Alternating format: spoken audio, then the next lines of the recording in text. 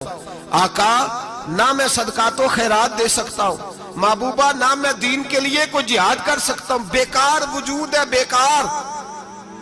बेकार वजूद को तो घर वाले बर्दाश्त नहीं करते, बच्चे दुआ करते हैं या अल्लाह अब्बा जी को पर्दा दे दे, अम्मा को पर्दा दे दे, बेकार हो गया हूं और आज आया हूं तो मुझ बेकार को मेरा रब कबूल कर लेगा। आज कलमा पढ़ूं तो बेकार हूं, किसी काम का नहीं, ना नमाज ना सदकात ना जिहाद, कबूल कर लेगा।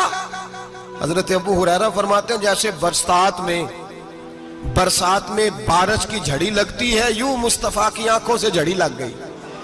हुजूर खुल के रोए, खुल के।